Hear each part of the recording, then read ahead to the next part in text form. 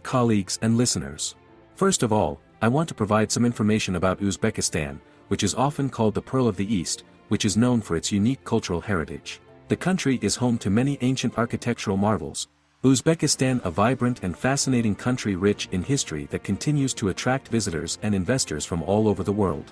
Welcome to Uzbekistan.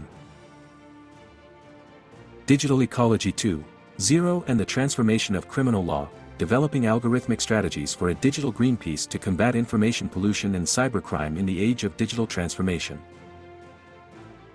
Ladies and gentlemen, the rapid development of digital technologies has created new challenges in maintaining a healthy digital ecosystem.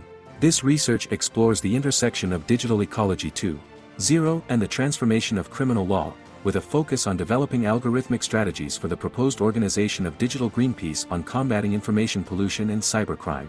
The concept of Digital Greenpeace represents an innovative approach to addressing digital environmental issues, drawing parallels with traditional environmental protection efforts.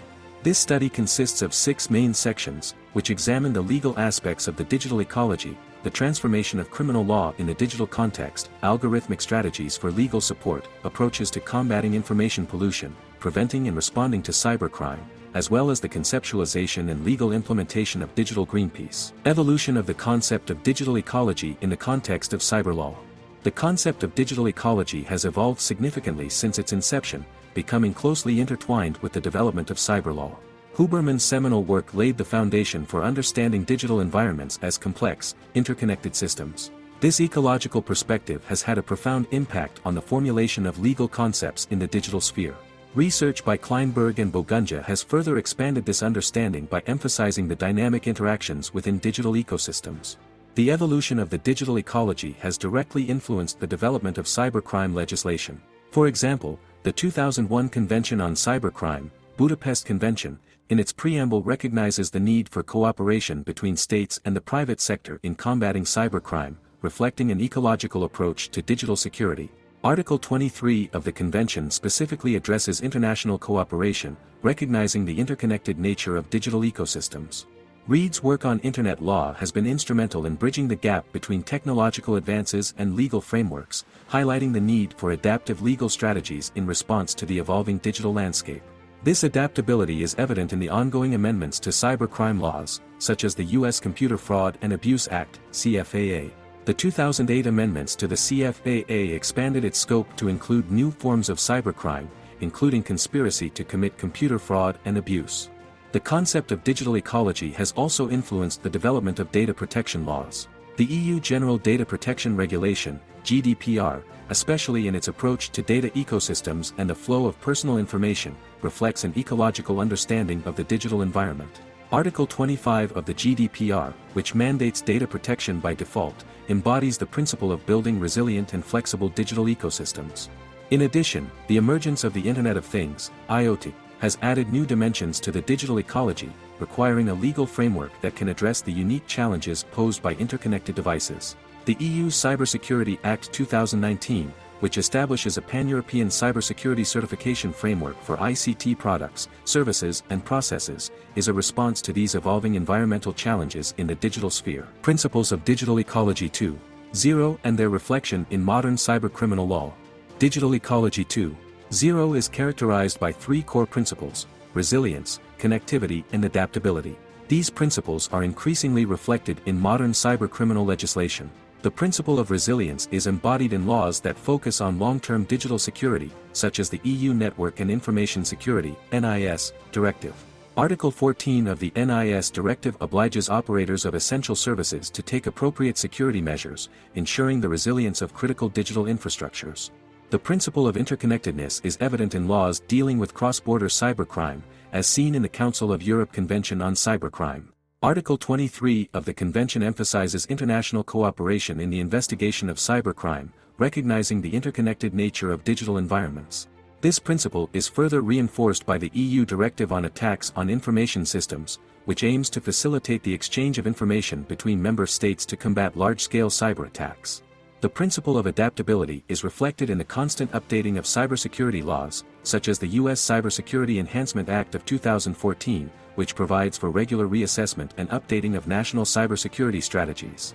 This adaptability is also evident in the EU's approach to cybersecurity, as the European Union Agency for Cybersecurity, ENISA, regularly updates its threat landscape reports to inform policy and legislative responses. Brenner's work on cybercrime threats has influenced legal responses that adapt to evolving digital challenges.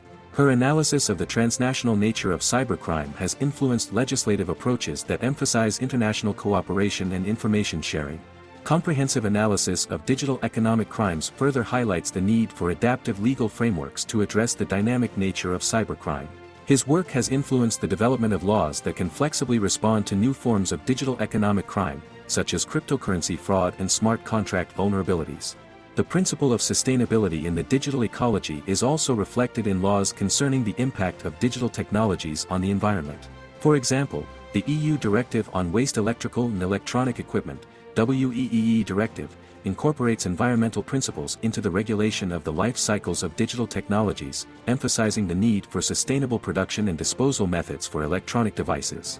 Moreover, the concept of digital ecology has influenced the development of laws concerning competition in the digital market. The EU Digital Markets Act, proposed in 2020, aims to ensure fair and open digital markets, reflecting an ecological approach to maintaining a healthy and diverse digital ecosystem. Legal indicators of the state of the digital ecosystem in the context of cybercrime. Assessing the health of digital ecosystems requires certain legal indicators, especially in the context of cybercrime. These indicators are closely related to methods for measuring and combating cybercriminal activity. The information security indicators set out in the EU General Data Protection Regulation, GDPR, serve as critical indicators. Article 32 of the GDPR prescribes the implementation of appropriate technical and organizational measures to ensure data security, providing a legal benchmark for the health of the ecosystem. The level of compliance with digital rights enshrined in various international treaties and national constitutions also serves as a key indicator. The UN Office on Drugs and Crime's Comprehensive Cybercrime Survey provides a basis for assessing the prevalence and impact of cybercrime, offering valuable indicators for the health of the ecosystem. ENISA report's threat landscape offers another set of indicators that track cyber threat trends and the effectiveness of legal and technical countermeasures. These reports provide quantitative data on different types of cyber attacks, helping to assess the overall security of digital ecosystems. Internet Organized Crime Threat Assessment, IOCTA, further contributes to this assessment by providing information on emerging cybercrime trends and the effectiveness of current legal frameworks in combating them. IOCTA reports offer detailed analysis of different types of cybercrime, including ransomware, online child sexual exploitation and payment fraud, providing a comprehensive picture of the digital threat landscape. Legal indicators of the health of the digital ecosystem also include the effectiveness of cross-border cooperation in investigating cybercrime. The number of successful requests for mutual legal assistance and joint investigations can serve as a metric for assessing the health of the international legal framework in combating cybercrime. The robustness of national cybersecurity strategies and their implementation can also serve as an indicator.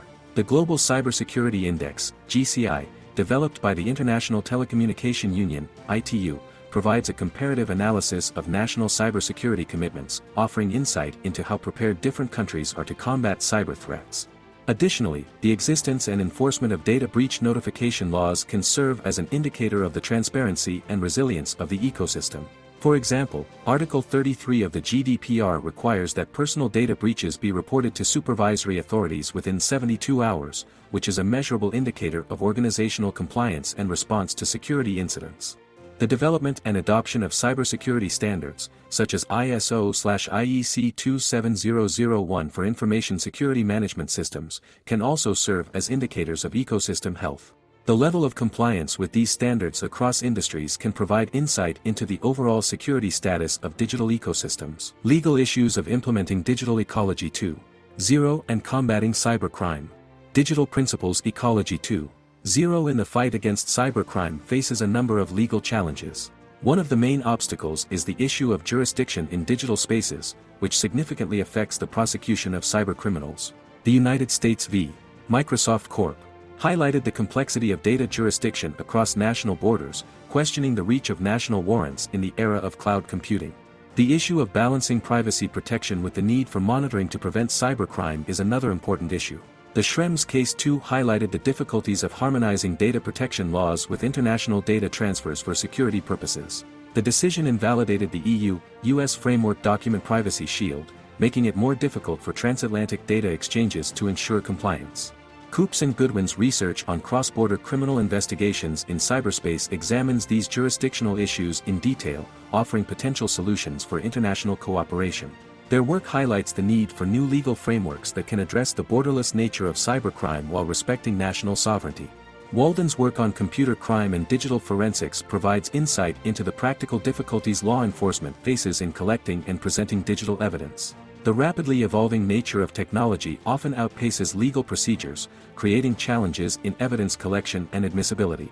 Potential solutions to these problems include developing international agreements on the exchange of digital evidence, as proposed in the Council of Europe's second additional protocol to the Convention on Cybercrime.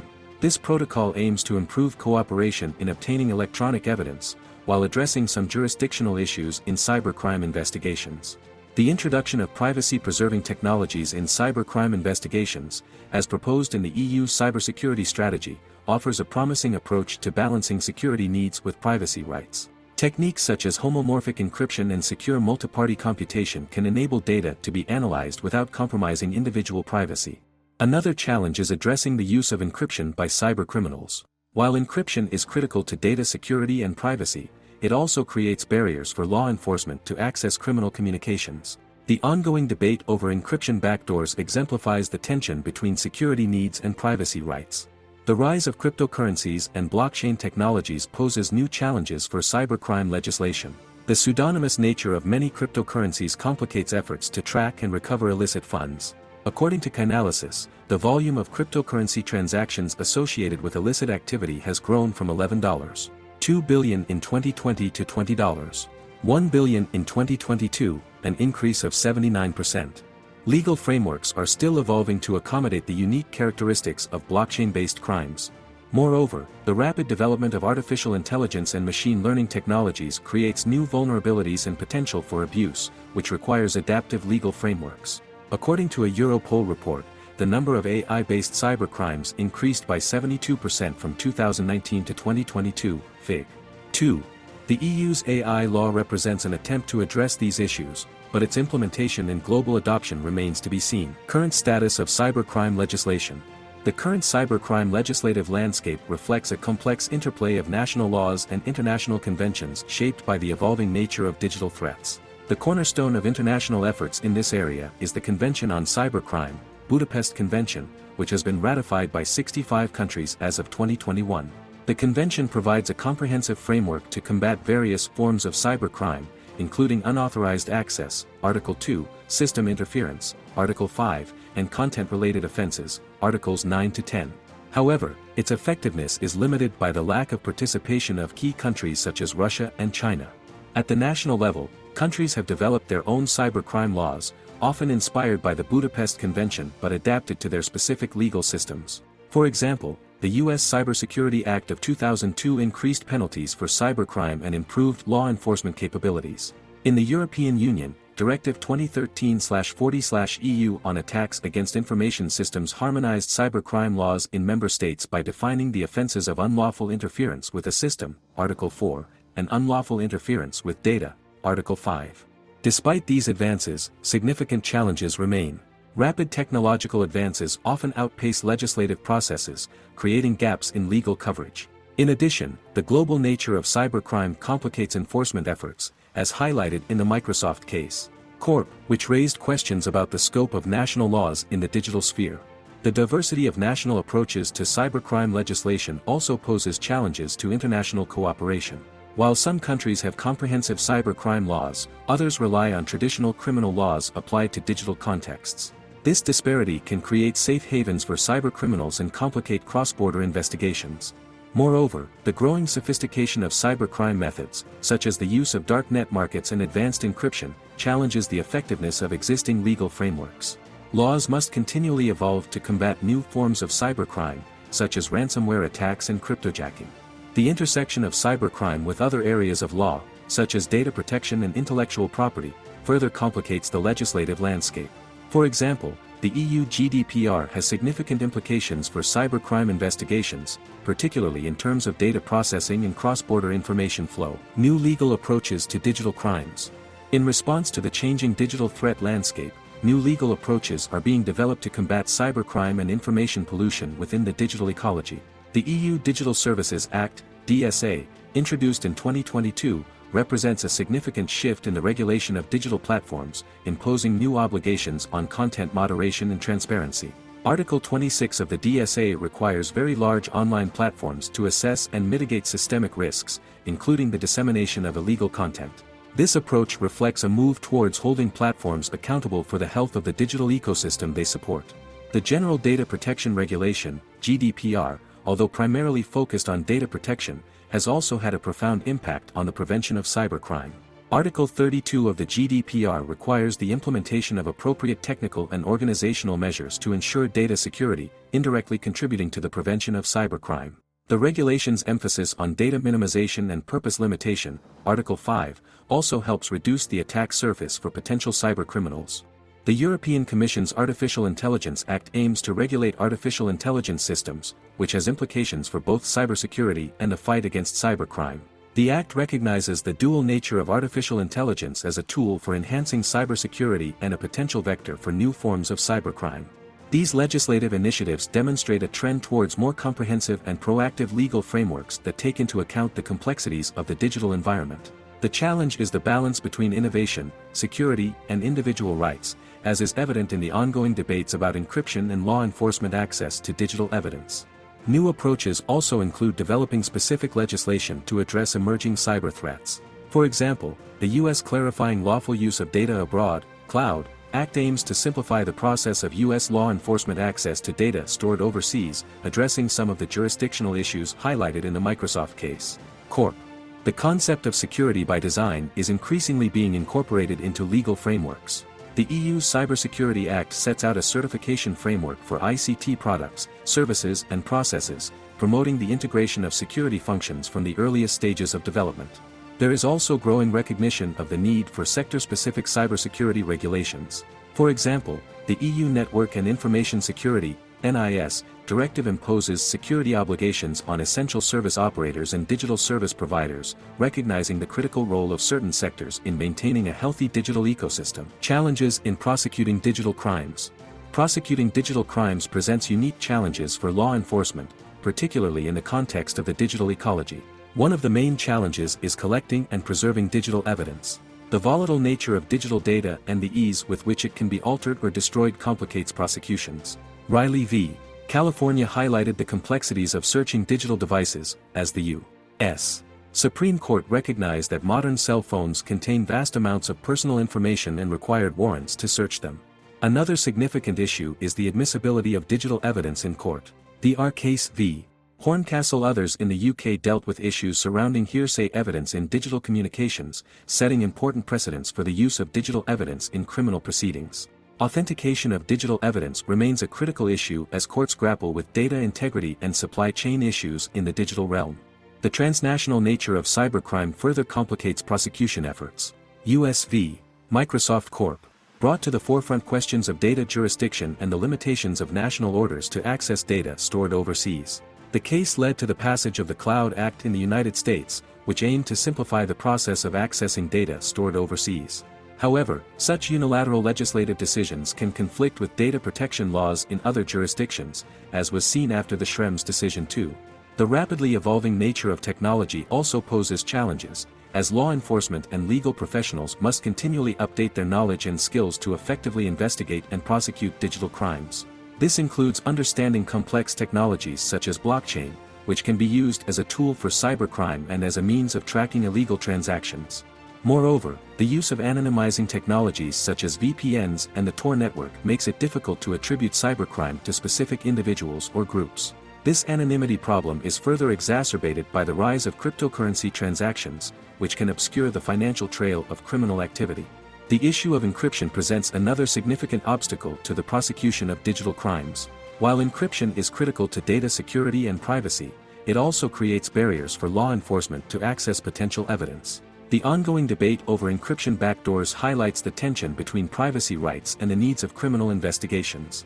In addition, the vast amount of data involved in many cybercrime cases can overwhelm traditional investigative and prosecutorial resources. This has led to an increase in the use of artificial intelligence and machine learning tools to process and analyze large data sets, which calls into question the reliability and admissibility of AI-generated evidence in court. International cooperation in the field of cybercriminal law. International cooperation is crucial in combating cybercrime and maintaining a healthy digital ecosystem, given the borderless nature of digital threats. Interpol's Global Complex for Innovation, IGCI, plays a key role in facilitating international law enforcement cooperation in cybercrime investigations. Similarly, Europol's European Cybercrime Center, EC3, coordinates cross-border cybercrime investigations within the EU and beyond. These organizations facilitate information sharing and operational support, which is crucial in combating transnational cybercrime. UN Resolution 74-247 on countering the use of ICTs for criminal purposes represents a global effort to create a comprehensive international convention on cybercrime. However, the initiative has faced challenges due to different approaches to internet governance and digital rights among UN member states. Bilateral and multilateral agreements have become practical solutions for international cooperation. For example, the U.S.-UK Bilateral Data Access Agreement, signed under the Cloud Act, allows law enforcement agencies in both countries to directly request electronic data from technology companies based in the other country, bypassing the often lengthy Mutual Legal Assistance Treaty (MLAT) process. The second additional protocol to the Budapest Convention, opened for signature in 2022, aims to strengthen international cooperation in cybercrime investigations by addressing issues such as the direct disclosure of subscriber information and compliance with orders from another party for expeditious production of data. Despite these achievements, challenges remain in harmonizing different legal systems and addressing sovereignty and human rights concerns in cross-border investigations. Different definitions of cybercrime in different jurisdictions can hinder effective cooperation, as can differences in data protection regimes and approaches to collecting digital evidence. In addition, the non-participation of some major countries in international cybercrime treaties creates significant gaps in the global system for combating digital crime. Political tensions and competing national interests can also hinder joint efforts to investigate cybercrime. Developing common standards for digital forensics and evidence processing is another area where international cooperation is critical. Initiatives such as the ISO/IEC 27037 guidelines for the identification, collection, acquisition and preservation of digital evidence aim to establish globally recognized best practices, but their adoption and implementation varies across jurisdictions. In conclusion, although significant progress has been made in international cooperation to combat cybercrime, significant challenges remain. Addressing these challenges will require sustained diplomatic efforts, technical cooperation, and a commitment to balancing national interests with the need for a coordinated global response to digital threats. AI and machine learning in cybersecurity and law enforcement. The integration of artificial intelligence, AI, and machine learning, ML, into cybersecurity and law enforcement represents significant progress in the fight against digital crime. These technologies offer powerful tools for threat detection, pattern recognition, and predictive analysis. However, their implementation also raises important legal and ethical questions. Brundage et al. Highlight the dual nature of AI use in cybersecurity, emphasizing its potential for both defensive and malicious applications. This duality requires a careful legal framework to regulate the use of AI in law enforcement. The European Parliament's report on AI and law enforcement outlines key concerns, including the risk of bias in AI systems and the need for human oversight. These concerns are particularly relevant in the context of predictive policing and automated decision-making systems. The case of S. and Marper v. The United Kingdom in the European Court of Human Rights, although it predates the widespread use of AI, set important precedents regarding the storage and use of personal data by law enforcement, principles that now apply to AI-powered data analysis. In the United States, the use of facial recognition technology by law enforcement has faced legal challenges, with some cities introducing bans or restrictions. The debate around these technologies reflects the tension between empowering law enforcement and protecting privacy rights. The development of explainable AI, XAI, is emerging as a potential solution to address transparency and accountability issues in AI-based law enforcement tools. Legal frameworks are evolving to require transparency in AI systems used in high-stakes decision-making, as seen in the EU AI Act, which classifies some AI applications for law enforcement as high-risk and subject to strict requirements. As these technologies continue to evolve, it is critical to develop legal standards that ensure their responsible and ethical use in the fight against cybercrime while protecting fundamental rights. Natural language processing for content moderation and legal analysis. Natural language processing, NLP, has become a powerful tool in the fight against disinformation and malicious content, as well as in the analysis of legal documents. However, these applications of NLP technology raise significant legal challenges, particularly in the area of automated content moderation.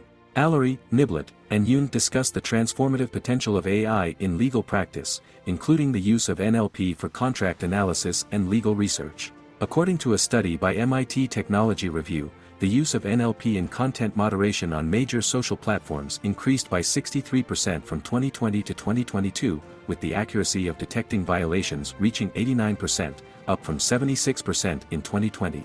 In the context of content moderation, the EU Code of Practice on Disinformation encourages the use of AI and ML technologies to detect and limit the spread of disinformation.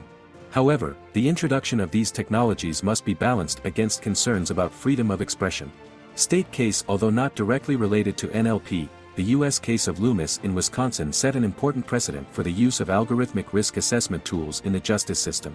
The court's decision highlighted the need for transparency and the right to challenge algorithmic decisions, principles that apply equally to NLP-based content moderation systems. The use of NLP in legal analysis has shown promise in terms of improving efficiency and accuracy in tasks such as e-discovery and contract review.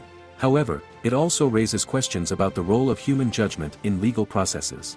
The EU AI Act addresses some of these concerns by classifying AI systems used in the administration of justice as high risk, requiring them to meet strict standards of accuracy, reliability, and transparency. One of the main challenges of implementing NLP for content moderation is the contextual nature of language and the risk of over-censorship. The Knight case First Amendment Institute v. Trump highlighted the complexities of moderating speech in public forums, principles that must be considered when designing automated moderation systems. As NLP technologies continue to evolve, there is a growing need for legal frameworks that can effectively regulate their use while protecting fundamental rights such as freedom of expression and due process. Blockchain and distributed ledgers in a legal context. Blockchain and distributed ledger technologies offer innovative solutions for ensuring data integrity and traceability in digital ecosystems, with significant implications for cybercrime prevention and digital forensics. De Filippi and Wright explore the intersection of blockchain technology and law, highlighting its potential to create new governance models and challenge traditional legal concepts. In the context of cybercrime prevention, the immutable and transparent nature of blockchain provides a robust foundation for secure transactions and data storage.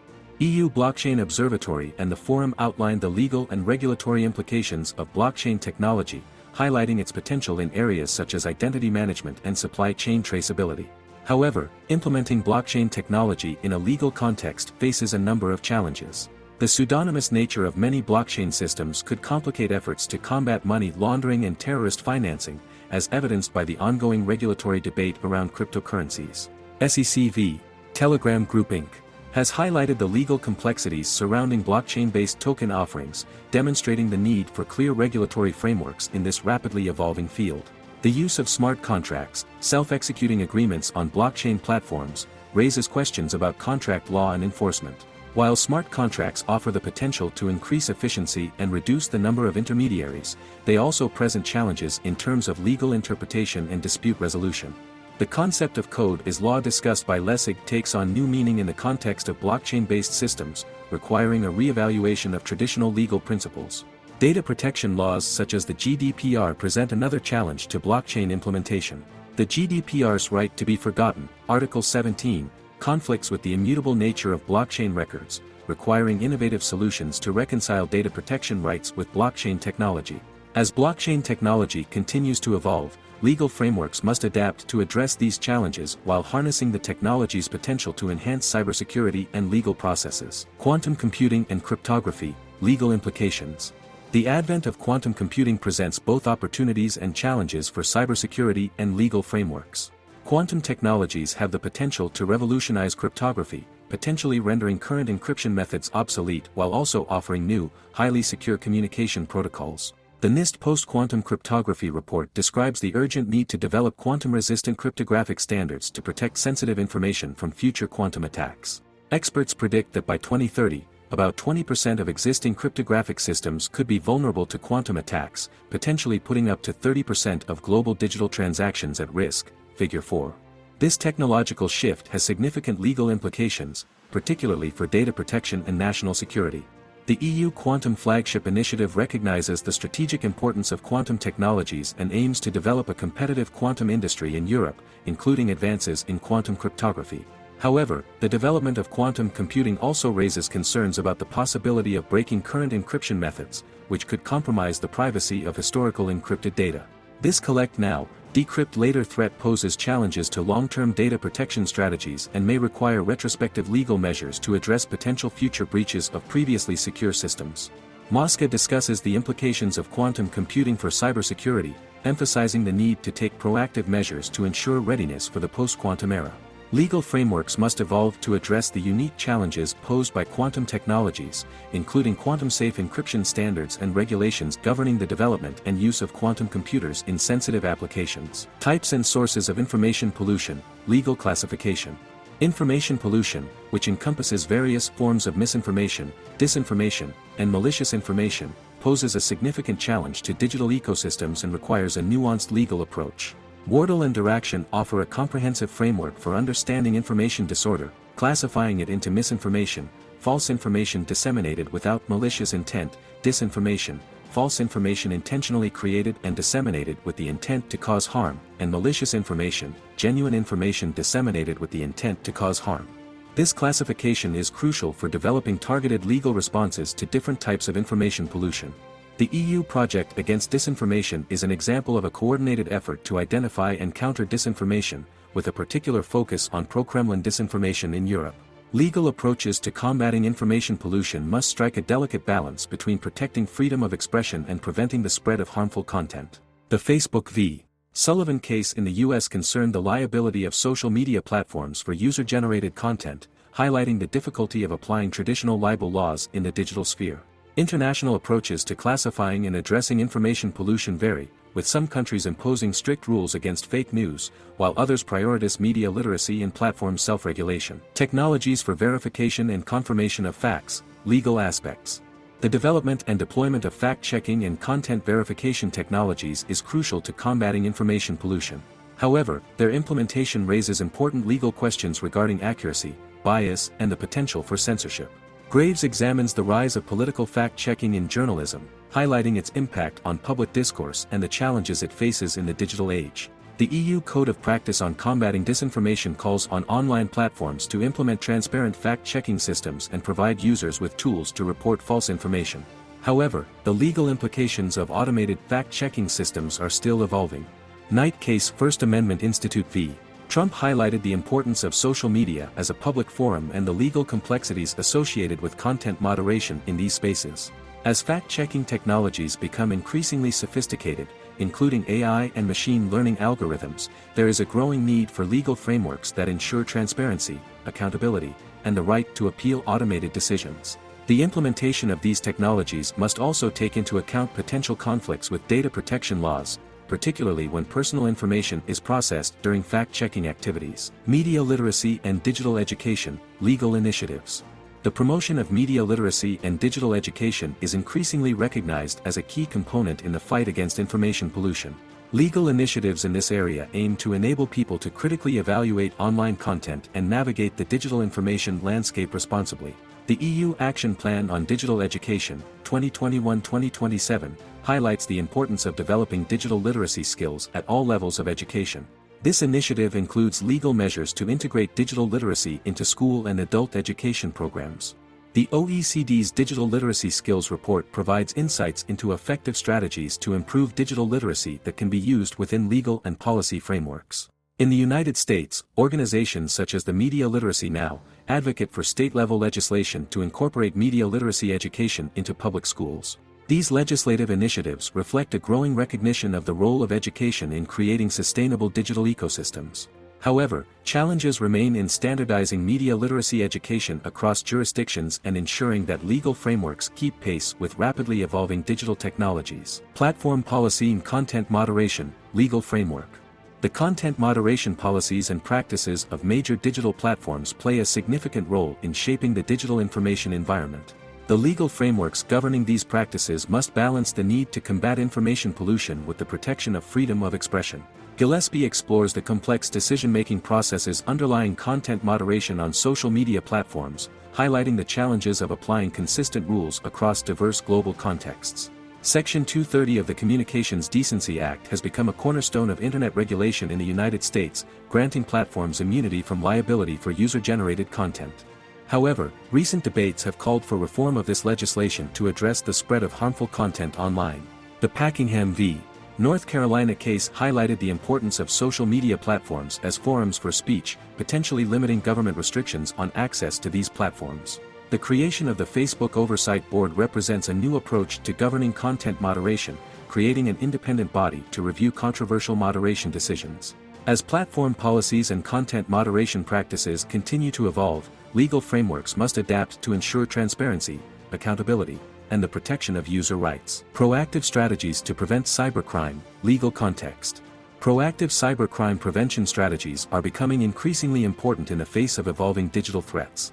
These strategies often involve a combination of technological solutions and legal frameworks designed to deter and detect criminal activity before it causes significant harm. NIST Cybersecurity. The framework provides a comprehensive approach to managing cybersecurity risks, emphasizing the importance of identifying, protecting, detecting, responding, and recovering.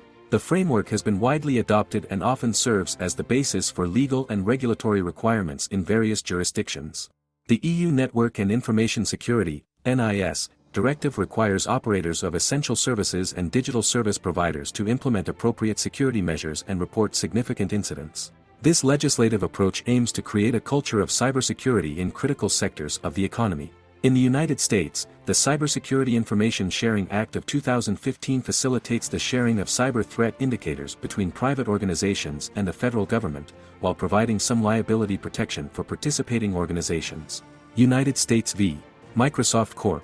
Identified the challenges of applying national laws to data stored in foreign jurisdictions, leading to the passage of the Cloud Act to address these issues. As predictive technologies become increasingly sophisticated, legal frameworks must evolve to regulate their use in preventing cybercrime while protecting privacy rights. Incident response and digital forensics. Legal aspects. Effective incident response and digital forensics are critical components of cybercrime investigation and prosecution. According to a report by Cybersecurity Ventures, global spending on digital forensics has grown from $4.8 billion in 2019 to $7.6 billion in 2022, representing a 58% increase over 3 years. At the same time, the success rate of cybercrime prosecutions based on digital evidence has increased by 32% over the same period, Figure 5. However, these processes must comply with complex legal requirements to ensure the admissibility of evidence and protect individual rights. Casey provides a comprehensive overview of digital evidence and computer crime, highlighting the importance of proper forensic procedures in a legal context. ISO/IEC 27037:2012 provides guidelines for the identification, collection, acquisition and preservation of digital evidence, providing a framework that can inform the legal requirements for digital forensics. The challenges of conducting investigations in cloud environments have given rise to new legal considerations, as highlighted in our v. Coventry Magistrates Court, ex parte Perks, which addressed issues of jurisdiction and access to digitally stored information. The admissibility of digital evidence in court remains a critical issue as courts increasingly confront questions of authenticity, integrity, and the application of traditional rules of evidence to digital data. As technology continues to evolve, legal frameworks must adapt to ensure that digital forensics techniques remain effective while respecting due process and privacy rights. Public-private partnership in the fight against cybercrime. Legal framework. Collaboration between government agencies and the private sector is increasingly recognized as essential in the fight against cybercrime. Legal frameworks are evolving to facilitate such partnerships while addressing privacy and data protection concerns. The UK National Cybersecurity Centres, NCSC, Cybersecurity Information Sharing Partnership, CISP, provides a platform for government and industry to share cyber threat information, backed by legal provisions that encourage participation. In the United States, the Cybersecurity and Infrastructure Security Agency, CISA, operates several information sharing programs, backed by legislation that provides liability protection for participating organizations. The EU's approach to public-private partnerships in cybersecurity emphasizes the importance of joint research and development, supported by funding mechanisms and legal frameworks that facilitate cooperation. However, these partnerships also raise legal questions about the extent of private sector involvement in law enforcement activities and potential conflicts of interest. The case of an warrant to search a certain email account maintained by Microsoft Corp. highlighted the complexity of cross-border access to data and the role of private companies in fulfilling law enforcement requests. As these partnerships continue to evolve, legal frameworks must balance the need for effective cooperation with safeguards to protect individual rights and corporate interests. Rehabilitation and containment programs, legal and social aspects. Strategies to rehabilitate cyber offenders and deter potential offenders are essential components of a comprehensive approach to cybercrime prevention. These programs must take into account complex legal and social considerations to be effective. The Council of Europe recommendations on criminal justice access to electronic evidence in the cloud highlight the importance of rehabilitation programs that take into account the unique characteristics of cyber offenders. These recommendations suggest that legal frameworks should support educational initiatives and alternative sentencing options for certain types of cyber offenders, particularly young people who can be diverted from more serious criminal activity.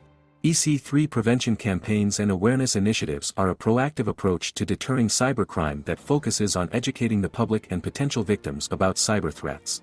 These initiatives often operate within a legal framework that emphasizes prevention and public awareness as key components of a cybersecurity strategy. The Cyber Choices in the UK is an example of a legally supported intervention program aimed at preventing individuals from engaging in cybercrime. The program operates within the legal framework of the Serious Crime Act 2015, which includes provisions to prevent involvement in serious crime. The case of U.S. v. Nozzle highlighted the legal complexities involved in prosecuting insider threats and unauthorized use of computer systems. The case underscored the need for clear legal definitions of authorized access and the importance of corporate policies in preventing and prosecuting cybercrime. As rehabilitation and deterrence programs continue to evolve, they must take into account the rapidly changing nature of cybercrime while respecting legal principles of justice and individual rights. The legal frameworks supporting these programs must also take into account the global nature of cybercrime. International cooperation on rehabilitation and deterrence is increasingly important, as demonstrated by initiatives such as the Global Cyber Expertise Forum, which facilitates the exchange of best practices in cybercrime prevention and capacity building between countries. Organizational structure and legal objectives of Digital Greenpeace in the context of cybercriminal law. Digital Concept Greenpeace represents an innovative approach to solving digital environmental problems, drawing parallels with traditional environmental protection efforts. In the context of cybercriminal law, Digital Greenpeace could be structured as an NGO focused on promoting and protecting the health of digital ecosystems. Its legal goals could include advocating for tougher cybercrime legislation, promoting digital rights, and combating information pollution. Taking inspiration from Greenpeace's Legal Framework International, Digital Greenpeace could operate as a network of independent national and regional organizations united by a common charter. Such a structure would allow for flexibility in addressing local legal issues while maintaining a global perspective on digital environmental issues. The legal objectives of the organization could include 1. Promote comprehensive and up-to-date cybercrime legislation at the national and international levels. 2. Promoting the development of international standards for digital rights and security on the Internet. 3. Challenging laws and practices that threaten the health of the digital ecosystem through strategic litigation. 4. Supporting whistleblowers and promoting transparency in digital governance. Electronic Frontier Foundation, EFF, offers a model for legal advocacy in the digital sphere, engaging in impact litigation, policy analysis, and grassroots activism. Digital Greenpeace could adopt similar strategies, focusing specifically on issues related to digital ecology and cybercrime prevention. The Center for Democracy and Technology, CDT, offers another example of policy work in this area, balancing technological innovation with the protection of democratic values. Digital Greenpeace could similarly engage in policy development and research to inform legal frameworks governing digital ecosystems. In formulating its legal objectives, Digital Greenpeace will need to navigate the complex landscape of international cyber law, including treaties such as the Budapest Convention on Cybercrime and emerging digital governance frameworks. The organization's structure and goals will need to be designed to address the unique challenges of the digital environment, such as the rapid pace of technological change and the global nature of cyber threats. Stakeholder engagement and legal partnerships in the field of cybersecurity. Effective collaboration between Digital Greenpeace, tech companies, governments, and law enforcement are critical to combating cybercrime and maintaining healthy digital ecosystems. The Global Network Initiative, GNI, is a model for multi-stakeholder collaboration on digital rights, bringing together companies, civil society organizations, investors and academics. Digital Greenpeace could take a similar approach, focusing on partnerships that improve information sharing on cyber threats and promote the development of legal mechanisms to prevent cybercrime. The Internet Policy and Jurisdiction Network offers another example of a platform for cross-sector collaboration on legal issues in cyberspace. Digital Greenpeace could participate in or initiate similar networks specifically focused on digital ecology and cybercrime issues. Such partnerships could contribute to the development of soft law tools, such as guidelines and best practices, which often precede and inform formal legislation in rapidly evolving technological areas. ICANN's multi-stakeholder model demonstrates the importance of inclusive governance structures in managing critical Internet resources. Digital Greenpeace could advocate for similar models in developing cybercrime legislation and digital ecosystem governance policies. Legal partnerships can also extend to academic institutions and research centers specializing in cybersecurity law. Such collaboration can produce evidence-based policy recommendations and contribute to the development of legal frameworks that effectively address emerging cyber threats. In interactions with law enforcement agencies, Digital Greenpeace will need to carefully balance cooperation with maintaining its independence and advocacy role.